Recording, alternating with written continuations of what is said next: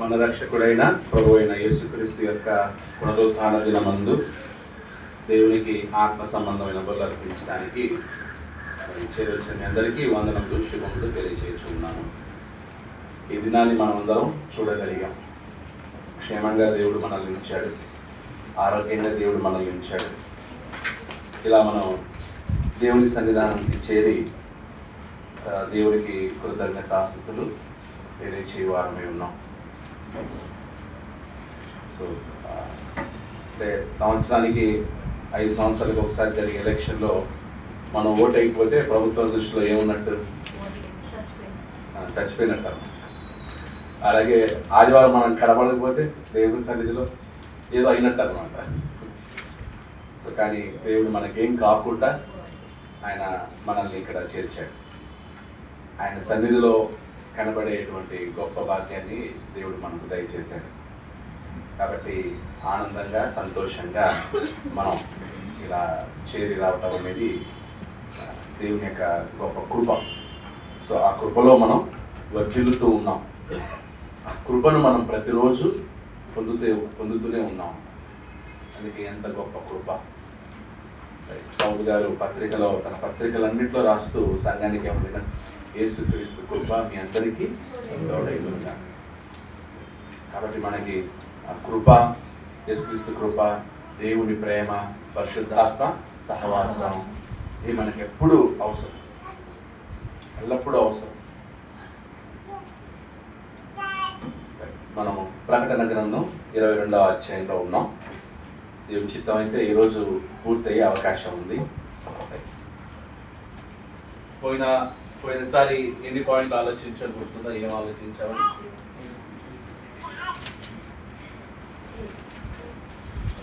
Point B నా C నా ఏం రాస్తున్నారు? ఏం రాస్తున్నారు? 22వ అధ్యాయంలో ఏ ప్రవహించు నది. ఓకే, తర్వాత బీనా బి జీవ వృక్షం. సి పరిశుద్ధులు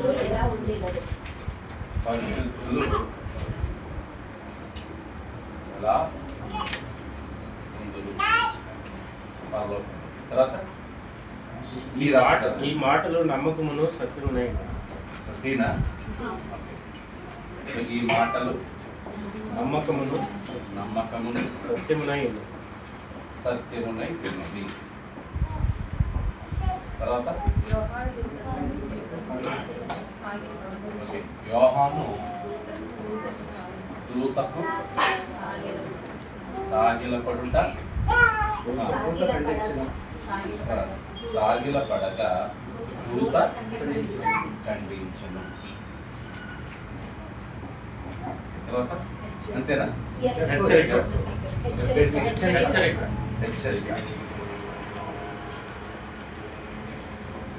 ఎన్నో వచ్చిన రాస్తున్నారు? ఎఫ్ హెచ్చరిక 10-11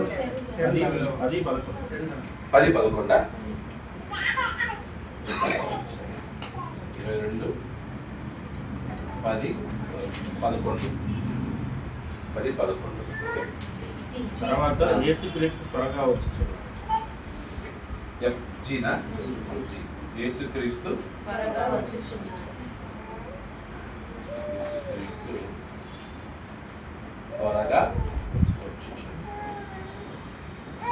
సో ఈ హెచ్చరిక దగ్గర ఒక పాయింట్ తెలుసుకోండి. ఓకే,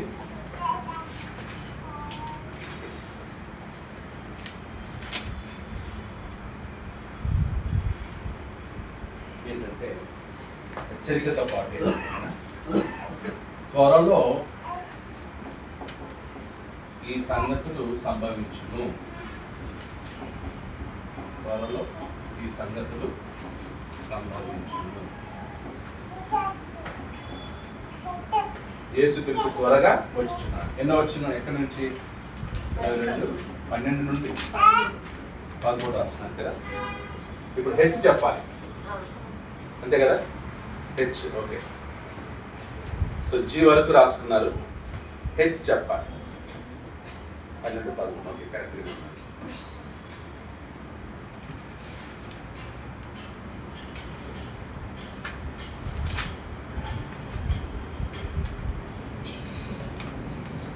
ఎదురుకు రాస్తుంది కదా హెచ్.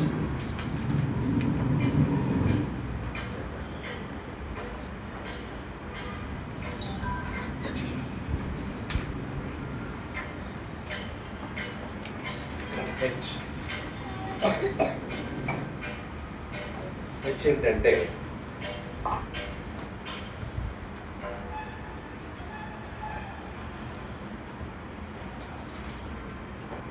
ఆశీర్వాదము, శాపం. ఆశీర్వాదము, శాపం. 22వ అధ్యాయం 14-15.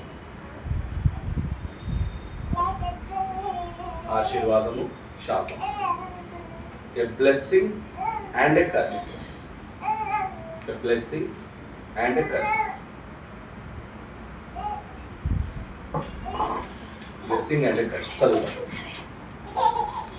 జీవ వృక్షమునకు హక్కు గల వారి గుమ్మముల గుండా ఆ పట్టణంలోనికి ప్రవేశించినట్లు తమ వస్త్రములను ఉప్పుకొని వారు ధన్యులు. సో ఎవరు ఆశీర్వదించబడువారు? ఆశీర్వదించబడిన వారు ఎవరట? జీవ వృక్షమునకు హక్కు గలవారు. జీవ వృక్షమునకు హక్కు గలవారు. తర్వాత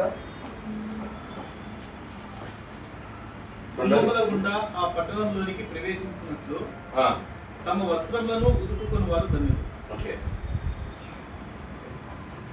పరిశుద్ధ పట్టణములో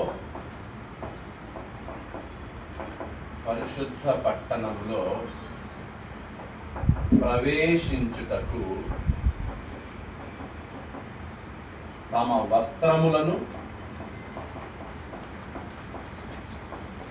ఉదుకుకొనువారు ధన్యులు.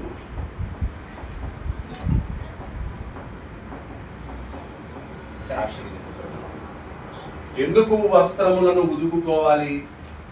ఎందుకు వస్త్రములను శుభ్రం చేసుకోవాలి? ఎందుకు?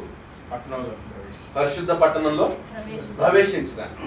పరిశుద్ధ పట్టణంలో ప్రవేశించాలన్న ఆశ ఉన్నప్పుడు, పరిశుద్ధ పట్టణంలో నేను ప్రవేశించాలి, నేను వెళ్ళాలి, అక్కడ దేవుని సన్నిధి ఉంది, అక్కడ తండ్రి ఉన్నాడు, కుమారుడు ఉన్నాడు, పరిశుద్ధాత్మ ఉన్నాడు, ఆ సన్నిధిలో నేను కూడా వెళ్ళాలి అనే వాళ్ళు ఏం చేస్తారంట? తమ వస్త్రములను ఉదుక్కుంటారు. సో ఇక్కడ తమ వస్త్రములను ఉదుక్కొనడం అంటే గిన పరిశుద్ధమైన క్రియలు. ఏ క్రియలు అన్నమాట? అంటే తమ క్రియలను ఎలా మలుచుకుంటారనమాట? పరిశుద్ధమైన క్రియలు చేస్తారు. తమ వస్త్రములను ఉతుక్కోవటం అంటే పరిశుద్ధమైన క్రియలు చేయటం, పరిశుద్ధమైన పనులు చేయటం.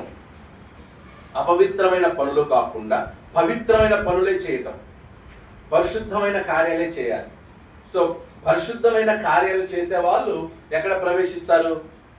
పరిశుద్ధ పట్టణం. సో అప్పుడు అపవిత్రమైనది ఏది కూడా వారికి అంటకుండా తమ వస్త్రములను ఏం చేస్తారనమాట? వాళ్ళు ఉదుక్కుంటారు. యాకోబు పత్రికలో అనుకుంటాం కదా, నిజమైన భక్తి ఏదనగా, నిజమైన భక్తి ఏదనగా ఏంటంటే నిజమైన భక్తి దిక్కులేని పిల్లలను, విధవరాండను పరామర్శించడం. రెండోది ఇహలోక మాలిన్యము తనకంటకుండా తన్ను తాను కాపాడుకుంటాడు. ఇహలోక మాలిన్యం తనకంటకుండా తన్ను తాను ఏం చేసుకునేవాడు అనమాట? కాపాడు. అంటే తన క్రియలను ఏం చేసుకునేవాడు? కాపాడుకునేవాడు. ఇహలోకం, లోకంలో ఉండేటువంటి క్రియలు అంటకుండా ఏం చేయాలన్నమాట? కాపాడు. అదే వస్త్రములను ఎలా ఉంచుకోవాలన్నమాట? ఈరోజు నేను ఒక తెల్ల చొక్క వేసుకొచ్చాను. ఈ చొక్క దుమ్ము పట్టకుండా దీనిపైన ఒక జాకెట్ వేసుకొని రావాల్సి వచ్చింది. ఒక జాకెట్ అంటే ఈ షర్ట్ని ఈరోజు నేను కాపాడుకోవాలి. ఇక్కడ ముగించుకొని మళ్ళీ మధ్యగిరి వెళ్తాను. అక్కడ వరకు ఈ చొక్కా మీద మరకలు ఏమి అంటకూడదు. సో దాన్ని నేనేం చేస్తున్నాను? అలాగే మన క్రియలను, మన బిహేవియర్ని, మన క్యారెక్టర్ని ఇహలోక మాలిన్యం వల్ల ఏం చేయకూడదు అనమాట? పాడు చెరుపుకోకూడదు. ఎందుకంటే మనం ఎక్కడ ప్రవేశించాలని ఆశ ఉంది? పరిశుద్ధ పట్టణంలో ప్రవేశించాలనే కోరిక ఉందా లేదా? ఉన్న వాళ్ళకే ఇది, లేనోడికి చెప్పాల్సిన. ఇప్పుడు పరిశుద్ధ పట్టణం నాకు అవసరమే లేదనోడికి ఇంత అవసరమా? ఇంత గొంతు చించుకొని ఇంత అరుసుకొని చెప్పాలా?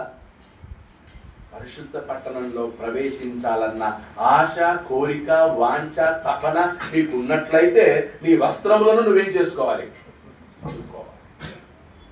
అంటే ఇహలోక మాలిన ఇది శారీరక క్రియలు. ఆ శారీరక క్రియలు మనల్ని ఏం చేయకూడదు అనమాట. శారీరక క్రియలు ఎక్కడున్నాయి? గలతీ పత్రిక 5వ అధ్యాయంలో ఉన్నాయి కదా. ఏవేవి మనల్ని అపవిత్రం చేస్తాయి ఇక్కడ చెప్పారు చూడండి. గలతీ పత్రిక 5వ అధ్యాయం 16వ వచనం. నేను చెప్పుకున్నదేమనగా ఆత్మానుసారంగా నడుచుకోండి, అప్పుడు మీరు శరీరేచ్ఛను నెరవేర్చరు. అప్పుడు మీరు శరీరేచ్ఛను శరీర కోరికలను మీరు నెరవేర్చరు. అంటే శరీర కోరికలు పుడతాయి, కానీ వాటిని ఏం చేయకూడదు? నెరవేర్చకూడదు. శరీర కోరిక పుట్టప్పుడు దాన్ని చంపేయాలి, దాన్ని నెరవేర్చకూడదు. పుడతాయి, పుట్టవని కాదు, పుట్టినప్పుడు వాటిని ఏం చేయాలి? నెరవేర్చకుండా వాటిని ఏం చేయాలన్నమాట? చంపేయాలి. అందుకే మీరు శరీరేచ్ఛను నెరవేర్చారు. శరీరము ఆత్మకును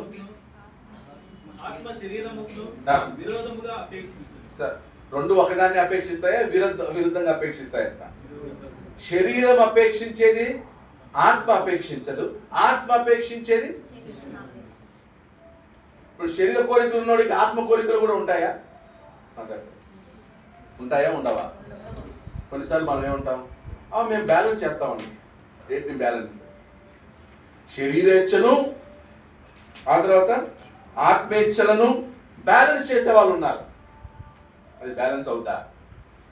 మేము శరీర కోరికలు నెరవేరుస్తాము, ఆత్మ కోరికలు నెరవేరుస్తాము. ఏముంది? అవునా? రెండు చేయడం సాధ్యమా? సాధ్యం కాదని బైబిల్ చెప్తుంది. మేము అన్ని చేస్తాం, ఇది కూడా చేస్తాం. కొంతమంది సారాయి తాగి దేవుని వాక్యం చెప్పారు కూడా ఉన్నారు తెలుసా? వాళ్ళు తెలిసిన వాచనాలు ఎవరు తెలియదు. మళ్ళీ బాగా తాగుతాడు, కానీ బైబిల్ కూడా బలి చెప్తారు అసలు. అంటే నాకు తెలిసిన ఒక ఇద్దరు ఉండేవాడు, ఆయన తాగితే వాక్యం చెప్తాడు, నోట్లో వచ్చేది వచనాలు, యోబు వచనాలు, యెషయా ప్రవచనాలు అన్ని చెప్తాడు. అలా ఉందామా? రెండు బ్యాలెన్స్ చేసే క్రైస్తవ్యం మంది. శరీరేచ్ఛలున్న చోట ఆత్మేచ్ఛలు ఉండవు, ఆత్మేచ్ఛలు ఉన్న చోట ఈ రెండు ఉన్నాయంటే గిన అసలు నువ్వు ఇక దాని తర్వాత చెప్తారు కుక్కతో సమానం ఉంటాడు అన్న. ఈ రెండింటిని బ్యాలెన్స్ చేసేవాడు కుక్క. కాబట్టి శరీరేచ్ఛలు మళ్ళీ లిస్ట్ ఇచ్చాడు. ఏమేమి? మీరు ఏవి చేయ నిశ్చయించురో వాటిని చెయ్యకుందురు. అంటే శరీరేచ్ఛలు చెయ్య నిశ్చయించుకుంటే ఏవి చేయలేరు? ఆత్మ సంబంధమైనవి చేయలేరు. ఆత్మ సంబంధమైన కోరికలు నిశ్చయించుకుంటే ఏవి చేయలేరు? శరీర సంబంధమైనవి చేయలేరు. డిసిషన్ ఎవరిది? డిసిషన్ మనకు వదిలేశాడు. నువ్వేం చేస్తావో చేసుకో, నువ్వేం చేస్తావో నిర్ణయించు. నిర్ణయం నీది. అప్పుడు మీరు ఆత్మ చేత నడిపింపబడిన ధర్మశాస్త్రమునకు లోనైన వారు కాదు. శరీర కార్యములు స్పష్టమై ఉన్నవి. అవేమనగా మన వస్త్రములను మలినం చేసే కార్యాలు ఏమేమంట? జారత్వము, అపవిత్రత, కాముకత్వము, విగ్రహారాధన, అభిచారము, ద్వేషములు, కలహములు, మత్సరములు, క్రోధములు, కక్షలు, భేదములు, విమతములు, అసూయలు, మత్తతలు, అల్లరితో కూడిన ఆటపాటలు మొదలైనవి. వీటిని గూర్చి నేను మునుపు చెప్పిన ప్రకారము ఇట్టి వాటిని చేయువారు దేవుని రాజ్యమును స్వతంత్రించుకొనరు. అనగా పరిశుద్ధ పట్టణములో ప్రవేశించరు. దేవుని రాజ్యం అంటే పరిశుద్ధ పట్టణం అనగా పరలోకం. ఆ పరలోకంలో ప్రవేశించాలంటే ఈ శరీర కార్యాలని చేయకూడదు, ఈ శరీర కార్యాలని పాటించకూడదు. ఈ శరీర కార్యాలు మన జీవితంలో ఉండకూడదు, మన ఒంట్లో ఉండకూడదు, మన హృదయంలో ఉండకూడదు, మన మనసులో ఉండకూడదు. ఎందుకంటే ఇవి మనల్ని పరలోకానికి వెళ్లకుండా ఏం చేస్తాయి, ఆకర్షిస్తాయి. ఉదాహరణకి ఒక హోటల్కి ఒకడు ఓకే మాసిపోయిన చొక్కా, చెదిరిపోయిన జుట్టు, మరణం అంతా ఉంది. వాడు ఎంటర్ అయ్యాడు అనుకోండి, వాడి లోపలికి ఎంటర్ చేయిస్తారా? ఎందుకు అంటారు. ఎందుకంటే ఆ డ్రెస్సింగ్ ఇది అట్లా దేన్ని సూచిస్తుంది? వీడు అపవిత్రుడు, స్నానం చేయలేదు, బట్టలు శుభ్రంగా లేవు, జుట్టు సరిగా లేదు. సో వాడిని లోపలికి రానియరు, బయటికి వెళ్ళనిస్తారు, బయటికి తరమేస్తారు. పెద్ద స్టార్ హోటల్స్ అంటారు. అదే నువ్వు నీట్గా మంచి బట్టలు వచ్చినంతే సెక్యూరిటీ గార్డ్ ఏం చేస్తాడు?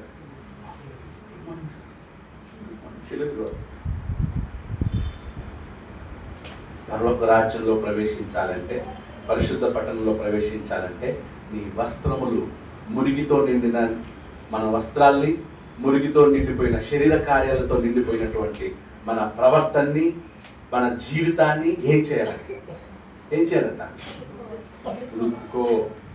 ఉదుకుకొనుము. యేసుక్రీస్తు అలా మలినమైన అపవిత్రమైనటువంటి వాళ్ళ ఇళ్ళకు వెళ్ళాడా? యేసుక్రీస్తు వెళ్ళాడా లేదా? అంటే వాళ్ళు ఏం చేయడానికి వెళ్ళాడు? ఆయన వాళ్ళని పరిశుద్ధపరచడానికి వెళ్ళాడు. పరిశుద్ధపరచడానికి వెళ్ళాడు. వ్యభిచారంతో పట్టబడినటువంటి స్త్రీని ఆయన తాకాడు, పరిశుద్ధురాలిగా చేశాడు. అమ్మా నీ పాపములన్నీ ఏమయ్యాయి? క్షమించబడ్డాయి, ఇక పాపం చేయకు అని చెప్పి ఆయన క్షమించి ఆయన వస్త్రములను ఉతికాడు యేసుక్రీస్తు.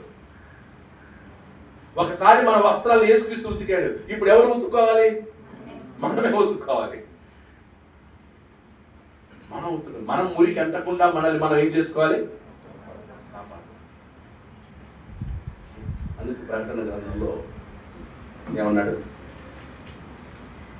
పరిశుద్ధ పట్టణంలో ప్రవేశించుటకు తమ వస్త్రములను ఉదుకుకొని వారు ధన్యులు. వారు ఎవరన్నమాట?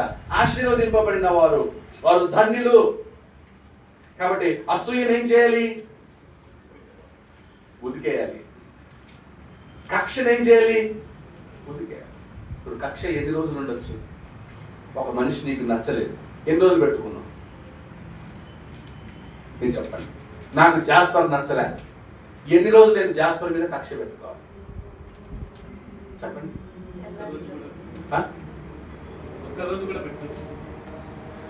భయంకరమైన కోపం నాకు జాస్పర్, ఏం చేయాలి?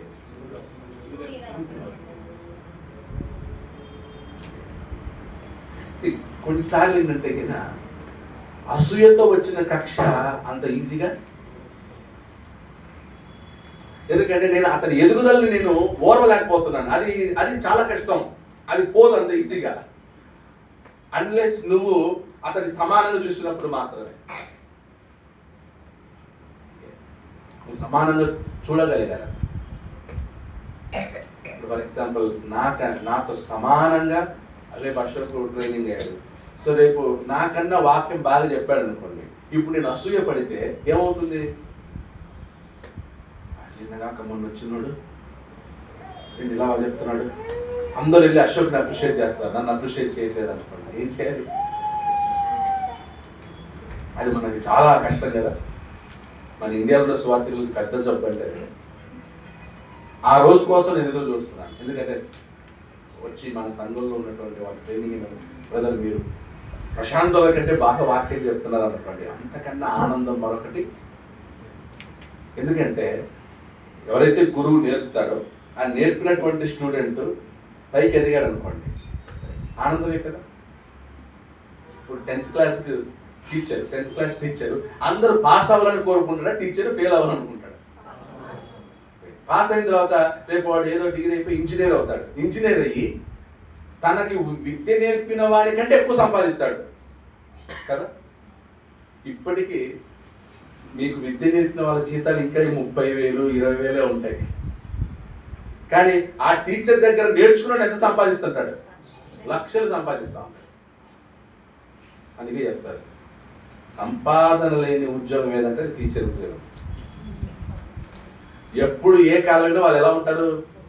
అలాగే ఉంటారు, అదే లెవెల్ ఉంటారు, అదే కుర్చీ, అదే ఇల్లు, అదే స్కూటరు, ఎందుకంటే టీచర్కి ఏం లేదు, గొప్ప సంపాదన ఉండదు, పోయే కొద్ది వాళ్ళ జీతాలు ఏం పెరగవు.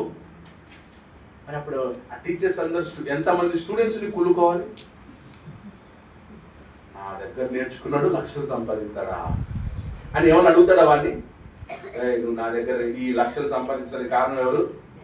నేనే, కాబట్టి నువ్వు నాకు రోజు నీ జీవితంలో నాకు 50,000 అడుగుతాడా ఏ టీచర్ అయినా?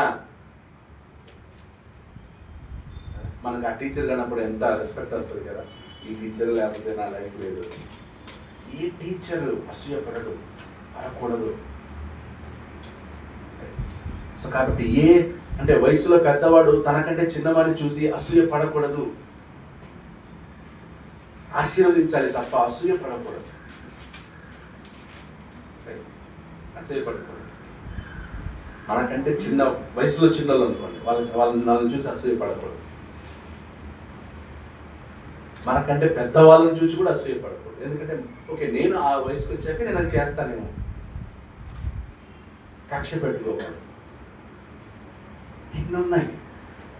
మనం పరలోకానికి వెళ్ళాలంటే అంత సులువు కాదు, అంత ఈజీ కాదు. మన వస్త్రాన్ని మనం ఏం చేసుకోవాలట? ఉదుకుకోవాలి.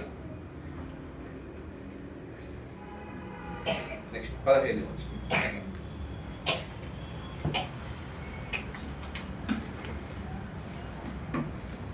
వచ్చిన ఏం చెప్పాడంటే ఇవి దీవెనలు. ఏంటి ఆశీర్వాదాలు?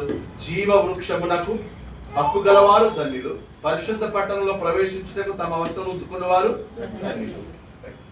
మరి షాప్ ఏది?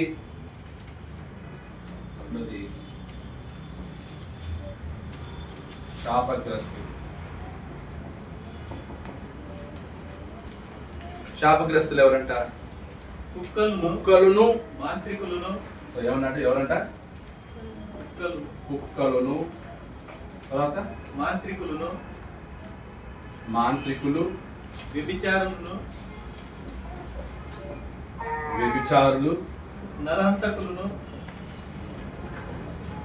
నరహంతకులు, విగ్రహారాధికులు, అబద్ధమును ప్రేమించువారు. సో వీళ్ళందరూ ఎవరు? ఆశీర్వదించబడిన వాళ్ళ? శాపగ్రస్తులు.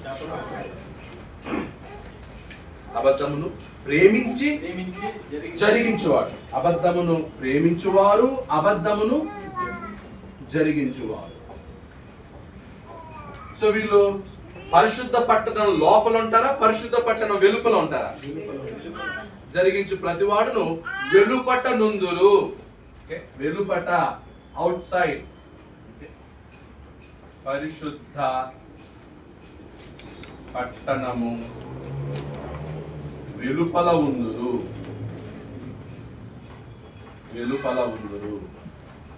వీరు పరిశుద్ధ పట్టణము లోపల ఉందురు. సో వీళ్ళు ఇన్సైడ్, వీళ్ళు అవుట్ సైడ్. మనం ఎక్కడున్నాం? పరిశుద్ధ పట్టణంలో లోపల ఉందామా, వెలుపల ఉందామా? మధ్యలో ఉందామా? రెండే, ఒకటి లోపలన్నా ఉంటావు, బయటన్నా ఉంటావు. సో ఎవరు బయట ఉంటారంట?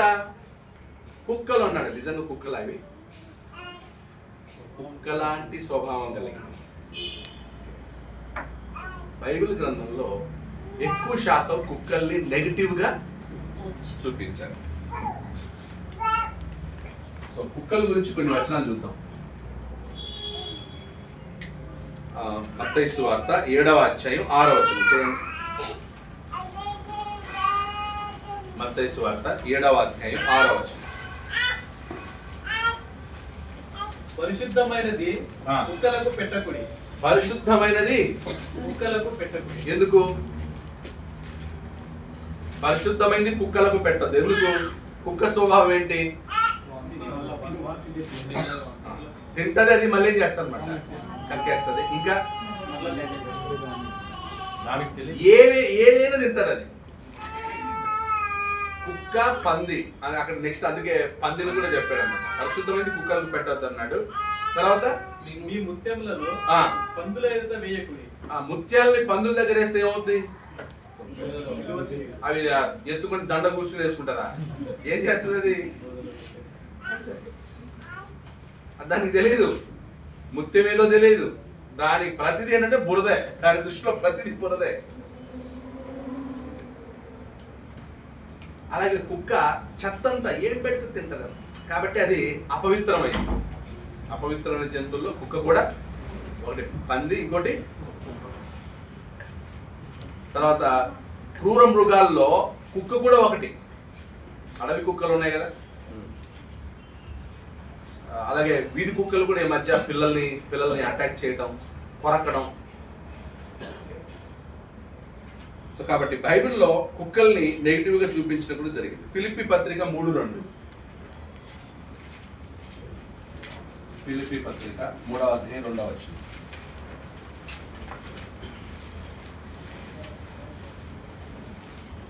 కుక్కల విషయమై జాగ్రత్తగా ఉంటుంది.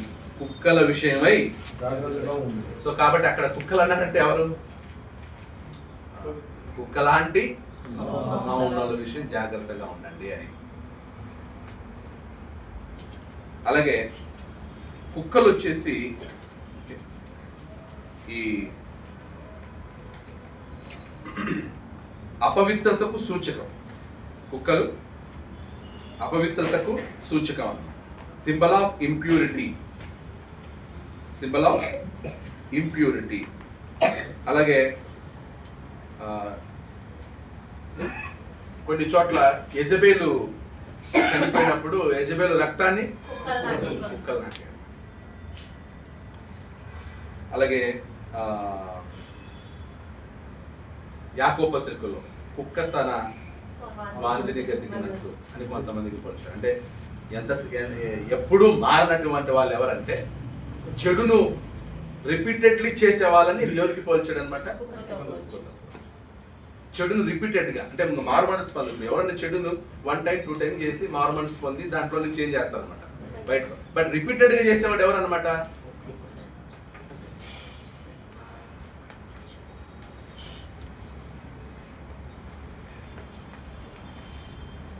కుక్కల్ని మంచి వాటికి కూడా పోల్చాడు, లాజరస్ కూడా పోల్చాడు. అంటే సారీ, మంచి వాటికి లాజర్ స్టోరీలో కుక్కని ఒక హీలింగ్ గా చూపించాడు కదా. కుక్క వచ్చి లాజర్ యొక్క కుడుపులు నాకుతుండేనా.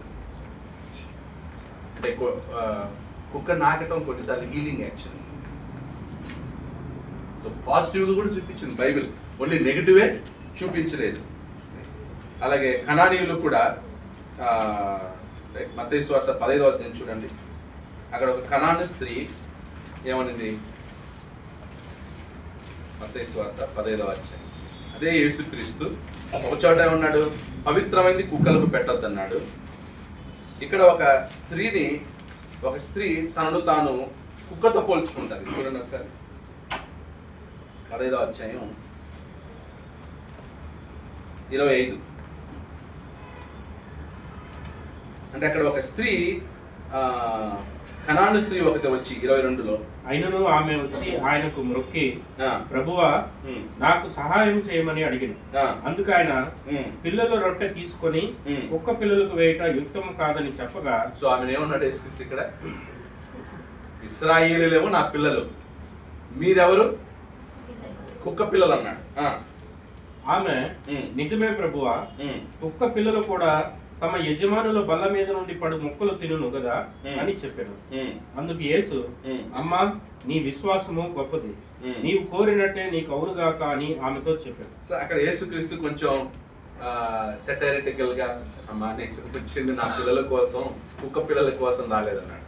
ఆమె రియాక్షన్ ఏమై ఉంటుందా అని వెంటనే ఆ రియాక్షన్ చూడు. కోపం వచ్చింది ఆమెకి. ఏమన్నది? అయ్యా, కుక్క పిల్లలు యజమానుడు ఎప్పుడు తన బల్ల మీద నుండి ఆహారం వేస్తాడని ఏం చేస్తాయి?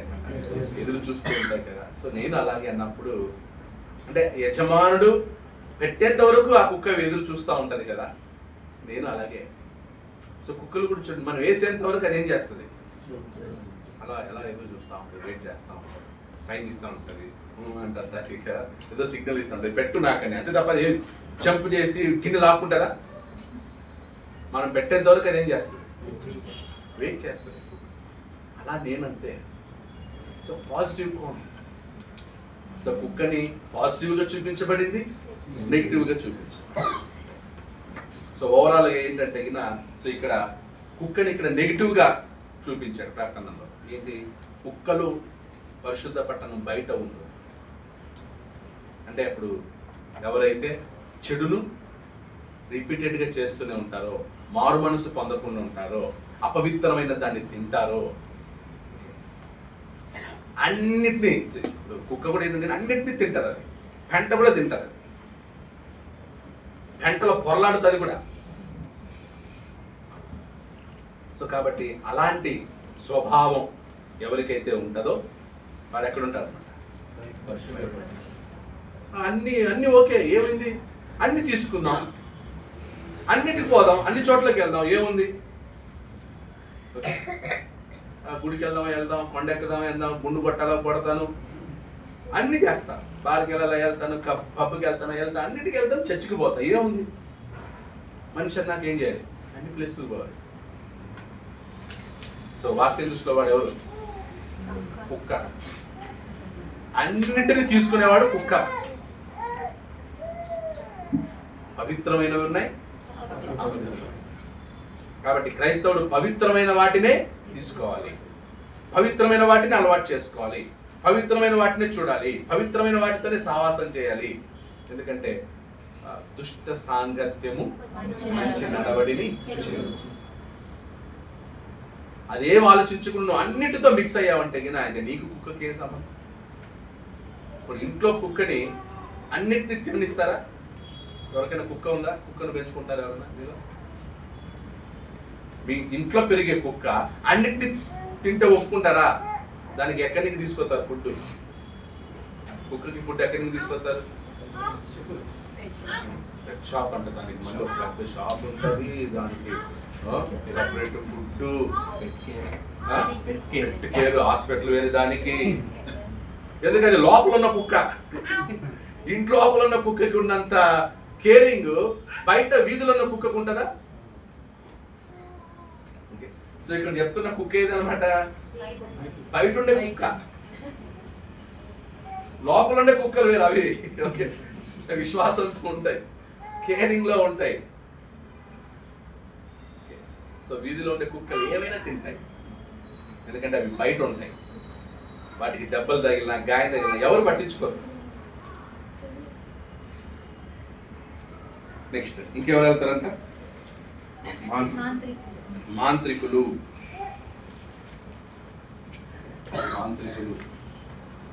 సో మాంత్రికులు అంటే చేసేవారు, చేయించేవారు. ఈ మధ్య కూడా ఉన్నారంట. ఇంకా ఒకరి మీద ఏదో మంత్రాలు చేసేవారు, ఒకరు బాగుండకూడదని ఏదో చేసేవాళ్ళు ఉన్నారంట. ఇంకా నాకు ఆశ్చర్యం వేస్తుంది, ఏంటంటే అమ్మను ఇంకా అలాంటి వాళ్ళు మనుషులు ఉన్నారా? ఎవరికైనా గిట్టకపోతే వాళ్ళ మీద ఏదో చేయటం, చేతబడులు చేయటం, ఇవన్నీ చాలా డేంజర్. మన ఏదో వెళ్తూ ఉంటే కినా ఒకడు యూట్యూబ్లో మాట్లాడుతున్నాడు, మీకు ఎవరికైనా ఒక అమ్మాయిని మీరు వశపరుచుకోవాలంటే మేము వశీకరణ చేస్తాం, మా దగ్గరికి రండి, ఫోన్ నెంబర్ ఇస్తున్నారు. ఇంత భయంకరంగా, ఇంత ఓపెన్గా ఈ వీడియోలు చేస్తున్నారు. అంటే కొంతమందికి పిచ్చి ఉంటుంది, నాకు ఆ అమ్మాయి కావాలి, అబ్బాయి కావాలి అన్నట్టు ఉంటుంది. అలాంటి వాటిని నమ్మి అలాంటి వాళ్ళ దగ్గరికి పోయి పాడవుతున్నారు. ఒక మనిషిని మీ అదుపులో పెట్టుకోవాలి, మీ కంట్రోల్లో పెట్టుకోవాలంటే అజ్ఞాన కాలంలో అలాంటివి జరిగేవి, మూర్ఖత్వపు కాలంలో అలాంటివి జరిగేవి. ఈ రోజుల్లో అలాంటివన్నీ నమ్మకూడదు, చేయకూడదు, వాటిని ప్రాక్టీస్ చేయకూడదు. కాబట్టి అలాంటి వాళ్ళందరూ ఎవరు అనమాట? నెక్స్ట్ ఏమన్నారు? వ్యభిచారం. భార్య ఉండగా ఇంకొక స్త్రీతో అక్రమ సంబంధం పెట్టుకోకూడదు, వ్యభిచారం. ఒంటరిగా ఉండటం కన్నా దేవుడు అంటారు కదా, నరుడు ఒంటరిగా ఉండట పెళ్లి చేసుకో, వివాహం చేసుకో, మ్యారేజ్ చేసుకో, అది పరిశుద్ధమైంది. ఓకే, వివాహం అయినంత వరకు ఏ స్త్రీని నువ్వు తాకకూడదు, ఏ స్త్రీని చూడకూడదు. ధర్మశాస్త్ర ప్రకారం స్త్రీని కలిస్తేనే వ్యభిచారం, క్రొత్త నిబంధన ప్రకారం మోహపు చూపు చూస్తేనే వ్యభిచారం. మోహపు చూపు చూస్తేనే వ్యభిచారం. నరహంతకులు ధర్మశాస్త్ర ప్రకారం హత్య చేస్తేనే నరహంతకుడు, క్రొత్త నిబంధన ప్రకారం సహోదరుణ్ణి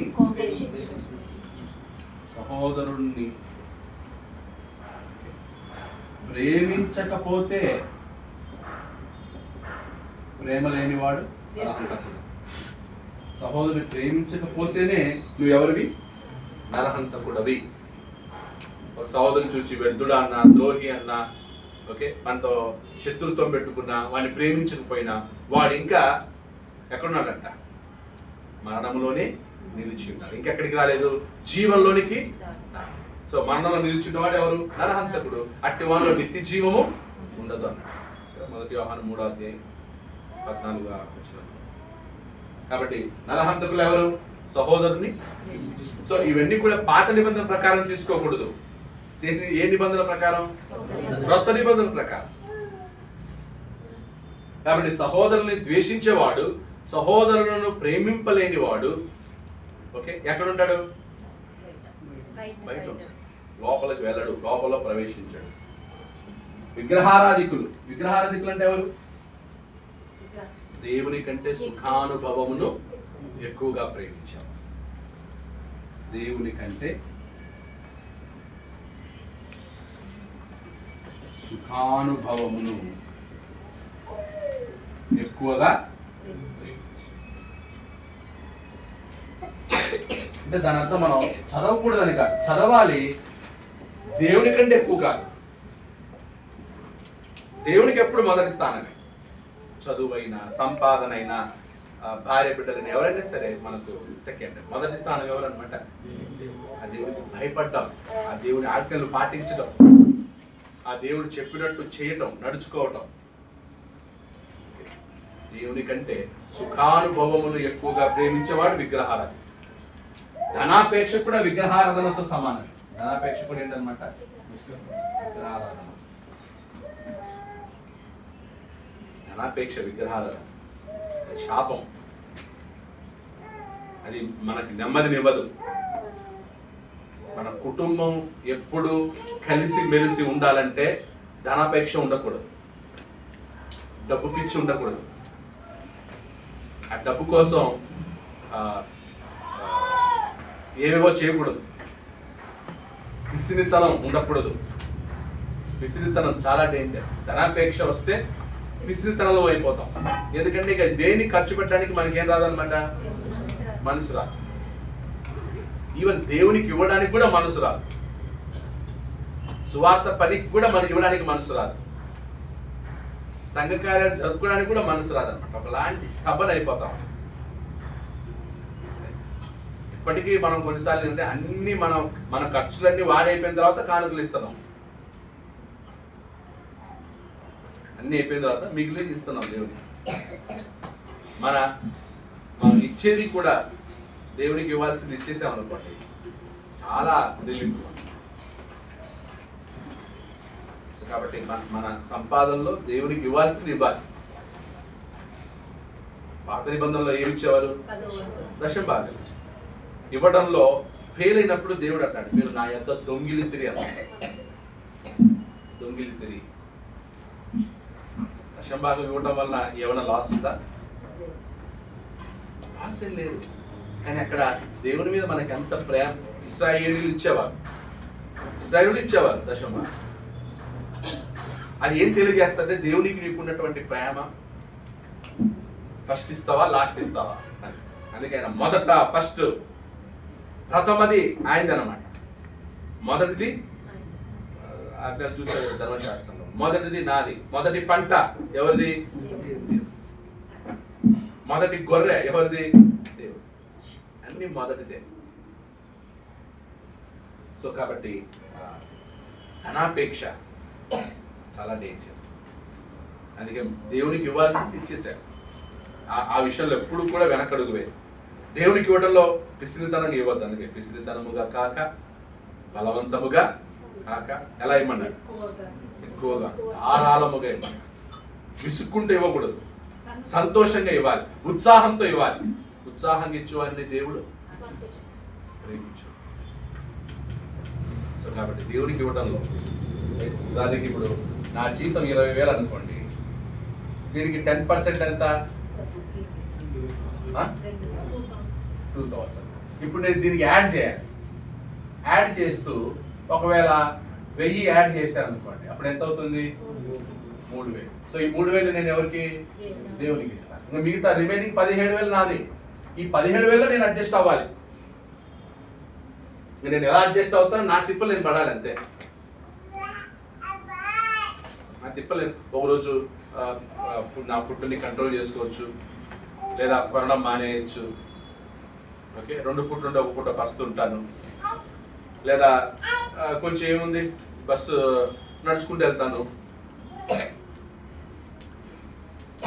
సో నా తిప్పలు నేను ఏమైనా పడతాను, కానీ దేవునికి ఇవ్వాల్సింది.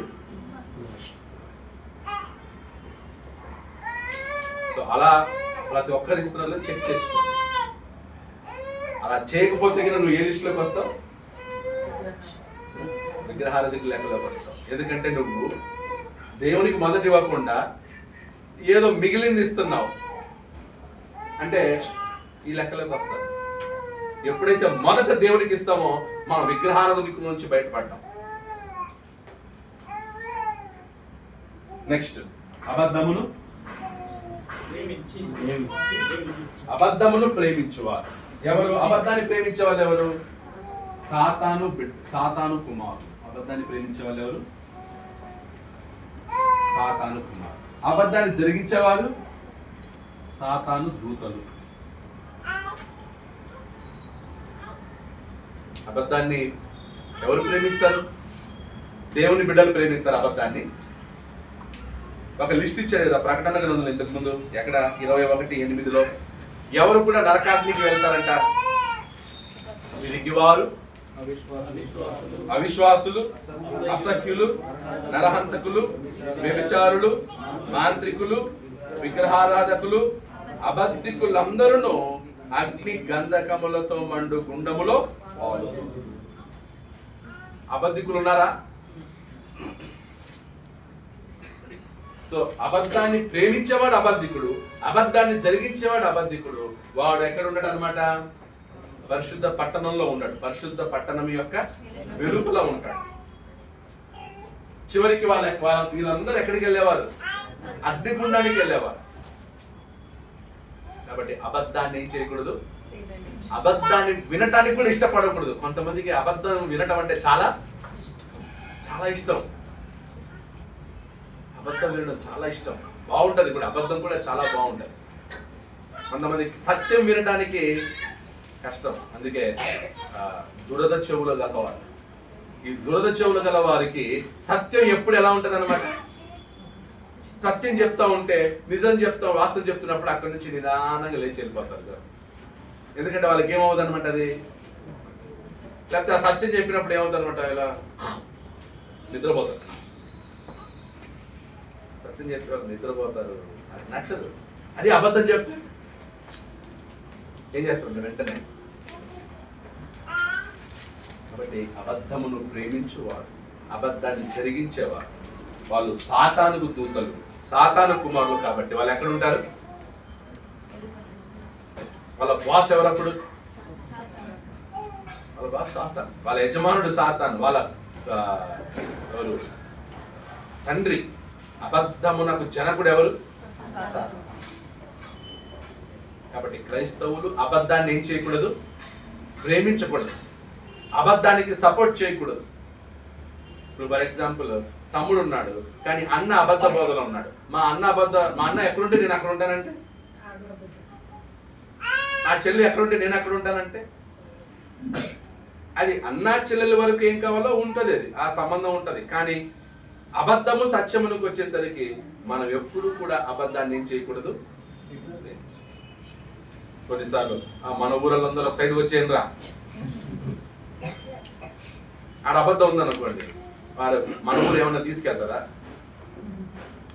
కాకినాడలందరూ ఒక సైడ్ వచ్చేది, గోదావరిలందరూ ఒక సైడ్ వచ్చేది, రాయలసీమలందరూ ఒక సైడ్ వచ్చేది అంటే కానీ పరలోకానికి వెళ్తారా? అంతే. ఎంత ప్రాంతీయ అభిమానం ఉన్నా ఆ ప్రాంతీయ అభిమానం నిన్ను పరలోకానికి తీసుకెళ్ళదు. అన్ని ప్రాంతాల్లోనూ ఎవరున్నారు? మంచోళ్ళు ఉన్నారు, భక్తి పరులు ఉన్నారు, భక్తిహీనులు ఉన్నారు. మా గోదావరిలో చాలా మంచోళ్ళు, మన గోదావరి అందరూ పర్లోకానికి వెళ్ళిపోతారు లేదా పల్నాడు వాళ్ళందరూ చెడ్డోళ్ళను, లేదా రాయలసీమ వాళ్ళందరూ ఇంకొక ఇదమా అని కాదు.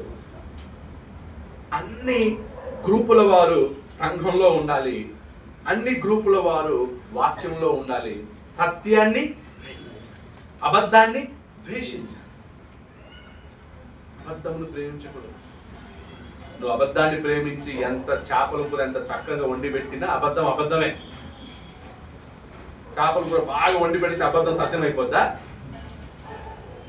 దేవుణ్ణి పులుసుతోటి మెప్పించగలమా? అబ్బో నీకు మంచి చేపల కూర పెడతాను అన్నంత మాత్రాన అబద్ధం సత్యం అయిపోద్దా? అబద్ధం అబద్ధమే. అబద్ధాన్ని ప్రేమించేవారు, అబద్ధాన్ని జరిగించేవారు ఎక్కడ ఉంటారనమాట? కాబట్టి ఫారినర్స్ కోసము, అమెరికా వాళ్ళ కోసము, లేదా ఇంకొకరి కోసము ఆ సపోర్ట్ వస్తుంది, ఈ సపోర్ట్ వస్తుందని అబద్ధం రిపోర్ట్ రాసేసి బాప్తిజం పొందిన వాళ్ళకే ఇచ్చి ఎక్కువ జరుగుతూ ఉంటాయి. ఇచ్చిన వాళ్ళకి ఎత్తా ఉంటారు. ఒకటే నన్ను అడిగాడు తమిళతో ఒకసారి 10 years బ్యాక్ ఒక మీటింగ్కి వెళ్ళాను. ఆ మీటింగ్లో కూర్చున్నా, నా పక్క కూర్చున్నాను. అది అడుగుతాను, సార్ ఇవங்க யார் சார் అన్నా. ஏன்னாப்பா தெரியலையா, தெரியாம வந்துட்டேன் ఈ மீட்டிங். இல்லை சார், இவங்க வரும்போது எல்லாம் என் பாஸ்டர் தண்ணியில் அப்படியே என்ன பண்ணுவாங்க எங்களை. ఎదుకంటే తెల్ల సార్ అంటే నువ్వు ఎందుకు మునిగావో తెలియదా అన్నాను. లేదు సార్, వీళ్ళు వచ్చినప్పుడు ఏం చేస్తున్నారు మమ్మల్ని నీళ్ళలో, అది ఎందుకు ముంచుతున్నారో తెలియట్లేదు సార్ అన్నాడు.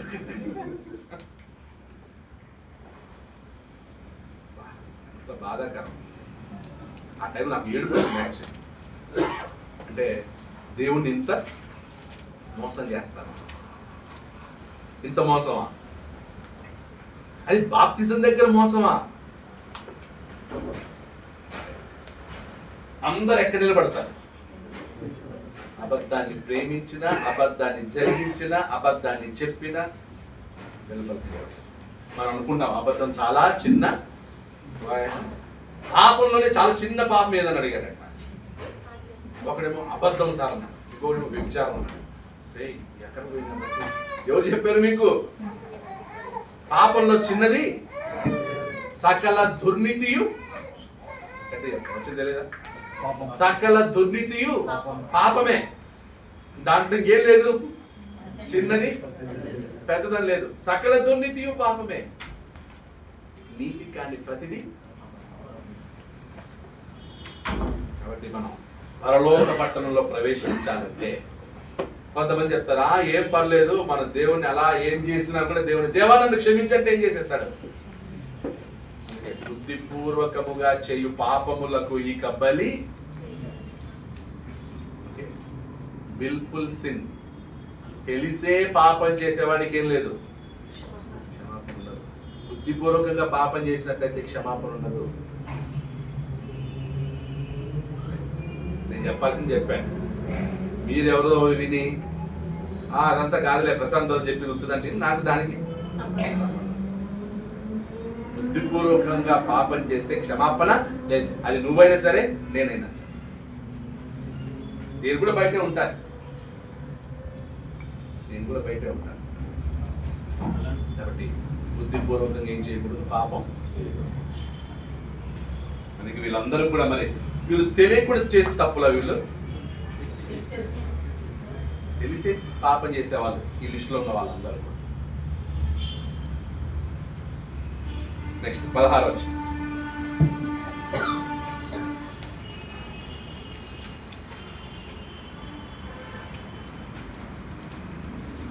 ఓకే, 14 నుంచి 15 HI ఇప్పుడు లాస్ట్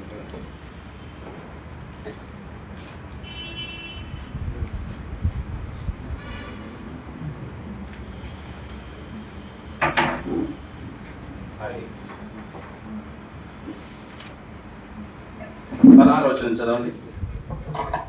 సంఘముల కోసము ఆ, ఈ సంగతులను గురించి మీకు సాక్ష్యం ఇచ్చుటకు ఆ, యేసు అను నేను Hmm. నా దూతను పంపి ఉన్నాను. ఉమ్, నేను దావీదు వేరు చిగురును ఉమ్. సంతానమును ప్రకాశమైన వేకువ చుక్కనై ఉన్నాను. ఈ సంగతులకు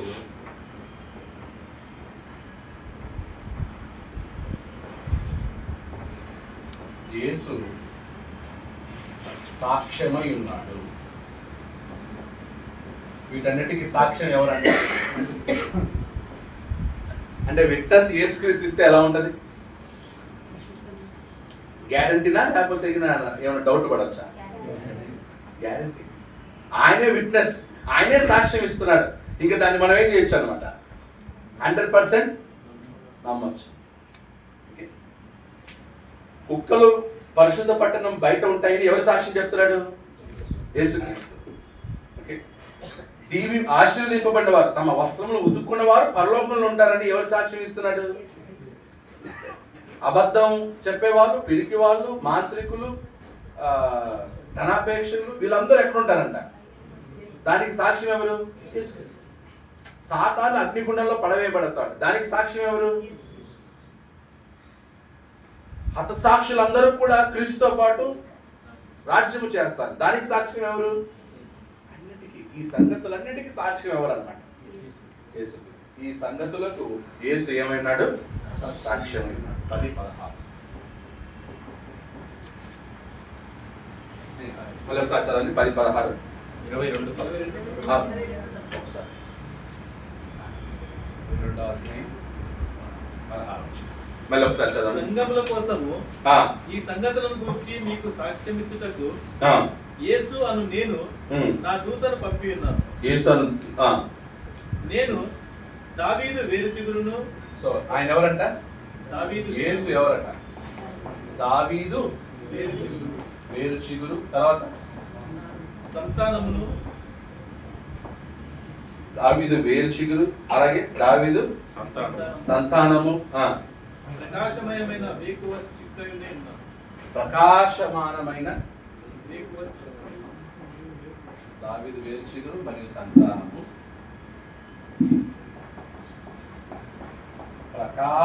ప్రకాశమానమైన వేకువ వేకువ చుక్క.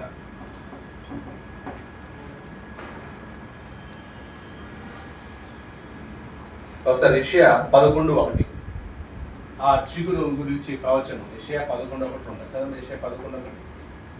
యెషయా 11:1. యెషయి మొద్దు నుండి చిగురు పుట్టును, యెషయి మొద్ద నుండి చిగురు పుట్టును, వాని వేరుల నుండి అంకురము ఎదిగి ఫలించును. వాని వేరు నుండి అంకురము ఎదిగి ఫలించును. ఓకే. తర్వాత అంటే ఆ చిగురు ఎవరు? యెషయి మొద్ద నుండి చిగురు పుట్టును, యేసుక్రీస్తు. ఎందుకంటే ఆ యెషయి యూదా గోత్రంలోనే జన్మించేవాడు ఎవరన్నమాట? యేసుక్రీస్తు. ఆ యేసుక్రీస్తు ద్వారానే యూదులకు రక్షణ. యూదులందరూ కూడా రక్షించబడతారు. దేవుని ప్రజలందరూ కూడా దేవుని ప్రజలు అవుతారు యూదులు. నెక్స్ట్ మత్తయి 22:41 నుంచి 46. మత్తయి సువార్త 22వ అధ్యాయం 41 నుంచి 46. ఒకప్పుడు పరిసయ్యులు కూడి ఉండగా ఆ, యేసు వారిని చూచి, ఆ. క్రీస్తుని గురించి మీకేమి తోచుచున్నది? క్రీస్తుని గురించి మీకేమి తోచుచున్నది? ఆయన ఎవని కుమారుడు అని అడిగాను. ఆ, వారు Hmm. ఆయన దేవుని దావీదు కుమారుడు అని చెప్పి, ఆ, ఆయన ఎవరట? దావీదు కుమారుడు. క్రీస్తుని గురించి మీకేం తోచుతున్నప్పుడు ఆయన దావీదు కుమారుడు. ఎందుకంటే మేము ప్రవచనం విన్నాం. ఏ ప్రవచనం? యెషయి 11:1 నుంచి ప్రవచనం విన్నాం. యెషయి మొద్దు నుండి చిగురు పుట్టును. కాబట్టి యేసు ఎవరు? దావీదు కుమారుడు. అందుకు ఆయన అలాగైతే ఉమ్. నేను నీ శత్రువులను నీ పాదముల కింద ఉంచే వరకు ఉమ్. నీవు నా కుడి పార్శ్వమున కూర్చుండమని ప్రభువు నా ప్రభుతో చెప్పాను ఉమ్. అని దావీదు ఆయనను ప్రభు అని ఆత్మ వలన ఏల చూపుచున్నాడు. సో దావీదు యేసుక్రీస్తుని ఏమన్నాడు అన్న? దావీదు యేసుక్రీస్తుని ఏమంటున్నాడు? నా ప్రభువు. యేసు దావీదు వంశంలోనే పుట్టాడు, దావీదు సంతానమే, దావీదు కుమారుడే. కానీ దావీదు బ్రతికుండగా ప్రవచనాల్లో యేసుని ఏమని పిలిచాడంట? నా ప్రభువా. ప్రభువు నా ప్రభువుతో చెప్పాడు. అక్కడ ఒక ప్రభు ఎవరు? యెహోవా దేవుడు. ఇంకొక ప్రభు ఎవరు? యేసుక్రీస్తు. అప్పుడు యెహోవా దేవుడిని యేసుక్రీస్తును ఏ పదాలతో పిలిచాడు దావీదు?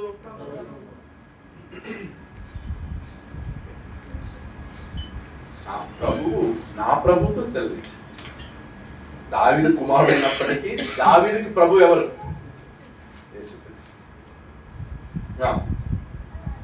అందుకే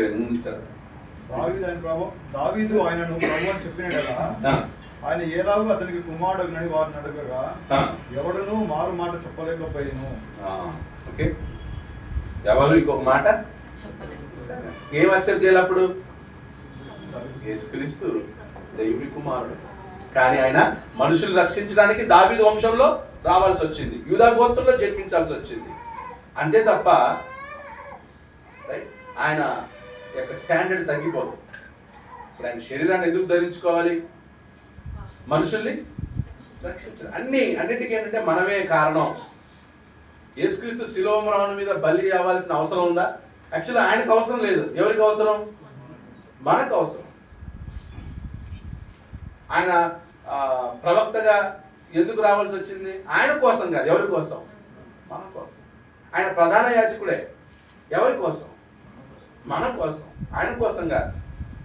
బాప్తిజం ఆయన కోసం, మన కోసం. ఎందుకంటే ఆయన దేవుడు, ఆయనకి ఏది అవసరం లేదు. ఇవన్నీ ఎవరి కోసం చేశాడు? మన కోసం చేశాడు. మన కోసం శరీరధారిగా రావాల్సి వచ్చింది, మన కోసం శ్రమలు అనుభవించాల్సి వచ్చింది. వాస్తవానికి ఆయన ఒకసారి పేతురు వచ్చి ఒక చెవు ఏం చేశాడు అనమాట. అప్పుడు యేసు ప్రభువు ఏమంటాడు? ఏంటి నేను చేతగానిగా, నా చేత కాదనుకుంటాం ఈ పని, నేను ఆజ్ఞాపిస్తే పరలోకం నుండి ఎవరు దిగుతారు? 12 సేనలు దిగుతాయి అన్నాడు. అంటే దేవుడు శక్తిమంతుడు కాదా? శక్తిమంతుడే, బలవంతుడే. కానీ ఎలా ఉన్నాడు అక్కడ? గొర్రెవలే మౌనముగా. ఎందుకు? మన కోసం ఆయన దారిద్రుడైన, మన కోసం దాసుడైన, మన కోసం బలహీనుడైన, మన కోసం శక్తిహీనుడైన, మన కోసం రక్తం చిందించను, మన కోసం అవమానాలు అన్నీ మన కోసమే. కొంతమందికి ఈ మెయిన్ కాన్సెప్ట్ అర్థం కాక యేసుక్రీస్తు ఎవరు? నరుడు మాత్రమే, మనిషి మాత్రమే, తండ్రికి ప్రార్థన చేశాడు, బాప్తిజం తీసుకున్నాడు, దేవుడు ఎలా అవుతాడు? తండ్రిని ఆరాధించాడు. ఆయన ఎలా ఆరాధించేది? మనం ఎలా ఆరాధించాలో నేర్పించాడు ఆయన. మనం ఎలా ప్రార్థన చేయాలో నేర్పించాడు. మనం ఎలా బాప్తిజం పొందాలో నేర్పించాడు. అన్ని ఆయనే చూపించాడు అనమాట. మోడల్ చూపించాడు. మనం అలా చేయాలి, శరీరంలో ఉన్న ప్రతి ఒక్కరు అలా చేయాలని. అంతే తప్ప ఆయనకు అది అవసరం లేదు. ఆయనకి అది అవసరం లేదు. ఇప్పుడు కొన్ని మూవీస్లో అంతా కూడా హీరో ఆటో డ్రైవర్గా ఉంటాడు. నిజంగా పోతే ఆటో డ్రైవరా? ఇప్పుడు ఆ మూవీ చూసి వెళ్ళిపోయి ఆ హీరో వెళ్ళిపోయి ఆటో డ్రైవర్ అంటే ఎలా ఉంటుంది? అది మిమ్మల్ని ఎంటర్టైన్ చేయడానికి నేనేం చేశాను? యాక్టింగ్ చేశాను. మిమ్మల్ని ఎంటర్టైన్ చేయడానికి యాక్టింగ్ చేశాను. ఓ పల్లెటూరులో సైకిల్ దొక్కోలాగా ఉంటాడు హీరో. దాని అర్థం సైకిల్ వచ్చాక ఆత రేంజ్ రోవర్లో తిరుగుతూ ఉంటాడు. మరి సైకిల్ తిరిగింది అది మిమ్మల్ని ఎంటర్టైన్ చేయడానికి. మనలో పిచ్చి ఇప్పుడు అలా ఉంది కొంతమంది. యేసు ప్రభు శరీరధారి ఇచ్చాడు కాబట్టి ఆయన ఎవరు? నరుడు. ఆయన ఏం చేయలేకపోయాడు. అన్ని పరిశుద్ధాత్మ చేస్తేనే చేశాడు కాబట్టి ఆయన దేవుడు కాదు.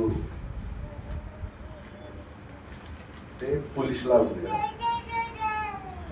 అందుకే అన్నాడు దావీదు కుమారుడు అని చెప్పాడు, కానీ దావీదు ఏమన్నాడు? ప్రభు అన్నాడు. నోట్లో నుంచి మాట్లాడాలి, నోట్లో నుంచి మాట్లాడాలి. ఎందుకంటే ఆ యూదులు యేసుక్రీస్తుని ఎలా చూస్తున్నారు? ఒక సాధారణమైన మనిషి చూస్తారు. ఇంకొక మాట అన్నాడు, ప్రకాశమానమైన వేకువ చుక్కనై ఉన్నాను అన్నాడు కదా. ఒకసారి సంఖ్యాకాండం 24:17 నంబర్స్, సంఖ్యాకాండం 24:17. ఆయనను చూస్తున్నాను గాని ప్రస్తుతం ఉన్నట్టు కాదు, ఆయనను చూస్తున్నాను గాని సమీపం ఉన్నట్టు కాదు. నక్షత్రము యాకోబులో ఉదయించును, నక్షత్రము యాకోబులో ఉదయించును, రాజదండము ఇశ్రాయేలులో నుండి లేచును, అది మోయాబు ప్రాంతంలో కొట్టును. సో కాబట్టి ఆ నక్షత్రం ఎవరో కాదు, నేనే అంటున్నాడు. సంఖ్యాకాండంలో చెప్పబడినటువంటి ఆ నక్షత్రం ఎవరు? నేను. అందుకే వేకువ, ప్రకాశమానమైన వేకువ చుక్కనై ఉన్నాను. చుక్క అంటే నక్షత్రం. సో ఈ మార్నింగ్ స్టార్ ని ఎక్కువ ప్లానెట్ వీనస్ కి పోలుస్తున్నారు. ప్లానెట్ వీనస్ గురించి తెలుసా ఎవరికైనా? What's the character of Venus? Evening star, morning star. Morning star. Venus is a morning star. అది కూడా ఆ ప్లానెట్ చాలా బ్రైట్గా ఉంటుంది. టెలిస్కోప్ చూస్తే కనపడుతుంది, అది బ్రైట్గా ఉంటుంది. So you go and study. అదికి ప్లానెట్ వీనస్ గురించి నాకు నెక్స్ట్ వీక్ చెప్పాలి. Okay, so you should study about Venus.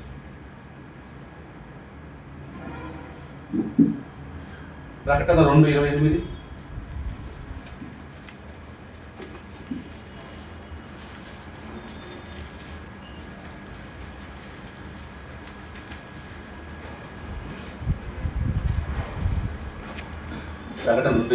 మరియు అతనికి వేకువ చుక్కను ఇచ్చేదను, మరియు అతనికి వేకువ చుక్కనిచ్చేదను.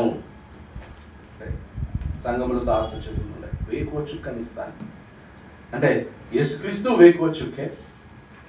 ఆయన వాక్యమందు నిలిచిన వాడు పరలోక పట్టణంలో ప్రవేశించేవాడు కూడా ఎలా ఉంటాడు అనమాట? యేసుక్రీస్తు లాగానే ఉంటాడు, వేకువ చుక్క వదిలే ఉంటాడు. నెక్స్ట్ 17 వచ్చింది. HIJ కదా, 17 వచ్చిన చదవండి. 17. ఆత్మయు పెళ్లి కుమార్తెయు రమ్ము అని చెప్పుతున్నారు, వినువాడును రమ్ము అని చెప్పవలేదు. దప్పిగొని వారిని రమ్మని రానిమ్ము, ఇచ్చేయించు వారిని జీవజలమును ఉచితముగా చూచుకొని. సో ఆత్మయు తర్వాత పెళ్లి కుమార్తెయు ఏమని చెప్తున్నారంట? రమ్ము అని చెప్పుచున్నారు.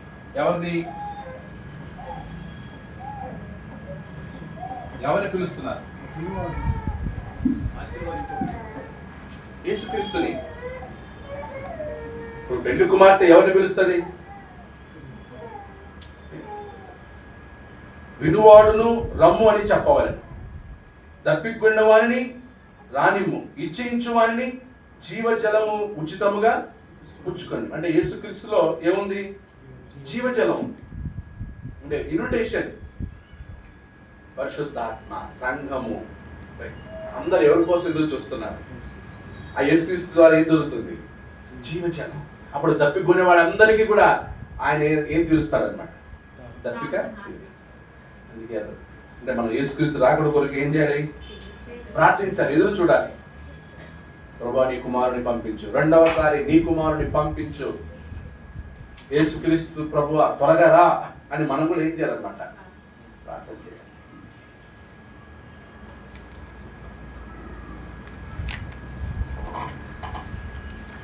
ఒకసారి అదే ఇన్విటేషన్ యెషయా 55:1 ఉంటుంది. యెషయా 55:1.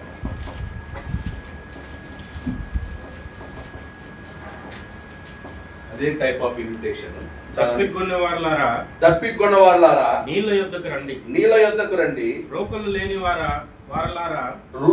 వారలారా మీరు వచ్చి కొని భోజనము చేయుడి. రండి, రోకులు లేకపోయినను ఏమీ ఇయకియే ద్రాక్షరసమును పాలను కొనుడి. ఆహారము కాని దాని కొరకు మీరేలా రోకులు ఇచ్చెదరు? సంతుష్టి కలుగు దాని కొరకు మీ కష్టార్జితమును ఎందుకు వ్యయపరచెదరు? సో సేమ్ ఇన్విటేషన్ ఇక్కడ కూడా ఏంటన్నమాట, తప్పికొన్న వాళ్ళారా రండి. ఎవరి దగ్గరికి రావాలి? క్రీస్తు వద్దకు రానిమ్ము. ఇచ్చించు వారిని జీవజలమును ఉచితముగా పుచ్చుకొననిమ్ము. సో క్రీస్తునందు జీవజలం ఏంటన్నమాట? ఉచితం. కాబట్టి ఎవరైతే తప్పికొన్నారో వాళ్ళను రానివ్వండి. వాళ్ళు రానివ్వండి. Let them come. క్రీస్తు వారి యొక్క దాహార్తిని చేస్తారనమాట. సో కాబట్టి మనం ఆ జీవజలమును ఉచితంగా పొందడానికే సంఘంలో ఉన్నాం. ఆ జీవజలాన్ని, జీవ ఆహారమును మనం ఏం చేస్తున్నాం? అనుభవిస్తున్నాం మనం యాక్చువల్లీ ఇప్పుడు.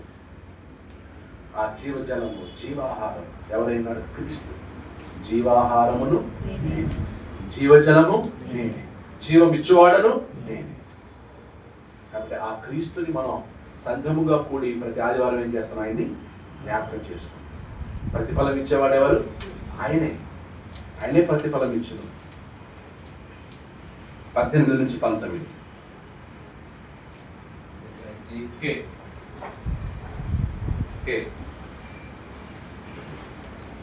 హెచ్చరిక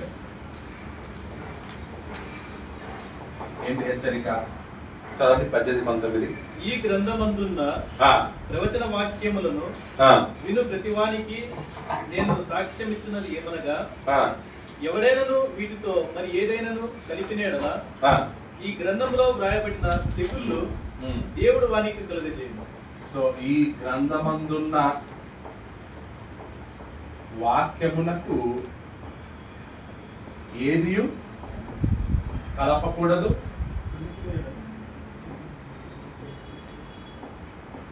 కలిపితే ఏమవుతుందంట? ఈ గ్రంథంలో వ్రాయబడిన తెగుళ్ళు దేవుడు వానికి కలుగజేయను. తెగుళ్ళు కలుగును, తెగుళ్ళు వానికి కలుగును. నెక్స్ట్, ఎవడైనాను ఈ ప్రవచన గ్రంథమందున్న వాక్యములో ఏదైనాను తీసివేసిన యెడల దేవుడు ఈ గ్రంథంలో వ్రాయబడిన జీవవృక్ష ఫలములోను పరిశుద్ధ పట్టణంలోను వానికి పాలు లేకుండా చేయు. ఈ గ్రంథమున్న ఏ వాక్యమునైనా తీసివేసిన ఎడల ఏంటంట? జీవవృక్ష ఫలములోను పరిశుద్ధ పట్టణంలోను జీవ వృక్షములోను పరిశుద్ధ పట్టణములోను ఏముండదు? పాలు లేకుండా చేయు. జీవ వృక్షంలో, పరిశుద్ధ పట్టణంలో ఏముండదంట? పాలు ఉండదు. అంటే బయట ఉంటాం. పరిశుద్ధ పట్టణంలో పాలు ఉండదంటే బయట ఉంటాం.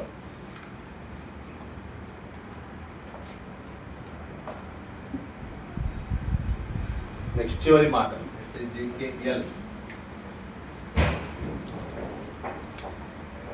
చివరి మాటలు, చివరి మాటలు 20-21.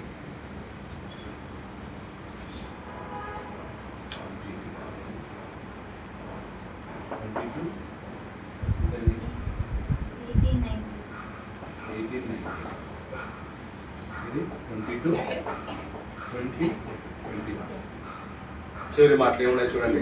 ఈ సంగతులను గురించి సాక్ష్యం ఇచ్చేవాడు అవును త్వరగా వచ్చుచున్నానని చెప్పుచున్నాడు. ఆమేన్. ప్రభువైన యేసు రమ్ము. అవును, త్వరగా వచ్చుచున్నానని చెప్పుచున్నాడు. ఈ సంగతుల గురించి సాక్ష్యం ఇచ్చేవాడు ఎవరు? ఈ సంగతుల గురించి సాక్ష్యం ఇచ్చేవాడు యేసుక్రీస్తు. యేసుక్రీస్తు ఏమంటున్నాడు? అవును, త్వరగా వచ్చుచున్నానని చెప్పుచున్నాడు. సో యేసుక్రీస్తు త్వరగా వచ్చుచున్నానని చెప్పుచున్నాడు. ఆమేన్. ప్రభువైన యేసు రమ్ము. ప్రభువైన యేసు కృప పరిశుద్ధులకు తోడై ఉండును గాక. అక్కడే నుండి చివరి మాటల్లో ప్రభువు రాకడ కొరకు ప్రార్థించుదాము. సో మనం అక్కడ ఏం పాట నేర్చుకోగలం? ప్రభువు రాకడ కొరకు ఏం చేద్దాం? ప్రార్థించుదాం. ఏమని అడగాలి? ప్రభువా త్వరగా రమ్ము. ప్రభువా త్వరగా రమ్మని మనం ఏం చేయాలి? మన క్రైస్తవులు ఎవరు అడగట్లేదు, అందుకే ఆయన రావట్లేదు. సో మనం ఏం చేయాలి? అపేక్షించాలి, ఆయన రాకడని అపేక్షించాలి. త్వరగా రా, త్వరగా రా. మనం ఏమనుకుంటాను, వద్దులే, త్వరగా వస్తేగిన అన్ని వదులుకోవాల్సి వస్తుందేమో, త్వరగా వస్తేగిన అన్ని పోతే ఎట్లా, జాబ్ నేను రిటైర్మెంట్ అయిన తర్వాత రమ్మను ప్రభు నన్ను అడుగుతుంటారు కొంతమంది. ఇంకొక ఏమంటది, నేను 5 లక్షలు చీట్ చేసాను బాబు, అది వచ్చాక వస్తే బాగుంటుంది బాబు. సో మనం ఇలాంటి మైండ్తో ఉన్నాం కాబట్టి యేసు రాకడ కొరకు ఏం చేయట్లేదు, మనం అడగాలి, దేవుణ్ణి అడగాలి, నీ కుమారుని పంపుము ప్రభువా, త్వరగా రమ్ము, ఇక మాకు చాలు ఈ జీవితం భూమి మీద. మన అది అంతా అలా కాకుండా మా కొడుకు ఇప్పుడేనండి, ఏం పెళ్లి చేయలేదు, తర్వాత రమ్మను, లేదా మేము లోకాన్ని ఇంకా అసలు అనుభవించడం లేదు, తర్వాత రమ్మను. అసలు ఆయన వస్తే ఇంకా దీంతో అవసరమా? ఎంతో నెమ్మది, విశ్రాంతి మనకు యాక్చువల్లీ. మీ కోరిక ఏంటి? మీరు చనిపోయిన తర్వాత వేసుకుని రావాలనుకుంటున్నారా, మీరు బ్రతికుండగానే వేసుకుని రావాలనుకుంటారా? మాట్లాడుతున్నారు. బ్రతికుండగానే, మనం జీవంగా ఉండగానే ఆయన రాక వస్తే ఎంత బాగుంటుంది. నాకు అదే ఇష్టం. మనం మరణం రుచి చూడకుండా యేసు రాకడ రావాలి. ఎంత ధన్యులో నిజంగా అది సంభవిస్తే మాత్రం మనకంత ఆ ధన్యులు ఎవరు ఈ జనరేషన్లో బతికినోడు ఉన్నంత ధన్యుడు మరొక లేడు. ఎవరైతే యేసుక్రీస్తు రాకడలో బ్రతికుంటాడో వాడు ధన్యుడు. ఎందుకంటే ఆ సీన్స్ అన్ని కనిపిస్తాయి. ఏవి? రెప్పపాటున మార్పు చెందడం, మేఘం వచ్చి మనల్ని తీసుకెళ్ళడం, ఇవన్నీ అనుభవించాలి మనం, ఏది చూడాలి. అందుకే మనం గట్టిగా ఏం చేద్దాం, రేపే రమ్మని ప్రార్థన చేద్దాం. ప్రతిరోజు అంతే, ఆయన త్వరగా రా, కుమార్ త్వరగా పంపు, మేము సిద్ధంగా ఉన్నాం, రా. రెండోది యేసుక్రీస్తు కృప, ప్రభు అయిన యేసు కృప పరిశుద్ధులకు ప్రభు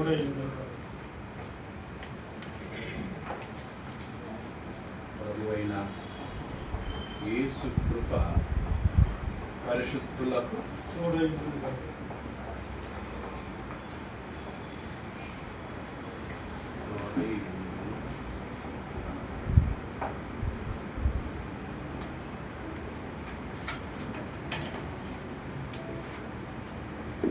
సో ప్రకటన గ్రంథం అయిపోయింది. నెక్స్ట్ వీక్ రివిజన్ పెట్టుకుందాం. రివిజన్ అయిన తర్వాత ప్రకటన గ్రంథం మీద క్విజ్ పెట్టుకుందాం. సో ఒక Sunday after worship will have a quiz ఉంటుంది. అప్పుడు మనం దాని ఒక ఫెలోషిప్ మీటింగ్ లాగా చేసుకోవచ్చు, క్విజ్ చేసుకొని. సో ఆ సండే నేను ఉంటాను, సో బంతికేలికి వెళ్ళను. మనం క్విజ్ యాక్టివిటీ లాగా చేద్దాం. ఓకే, చాలా అప్రయత్నమైన సంపూర్ణంగా తెలుసుకుంటాం. ఓకే, అందరికీ వందనాలు.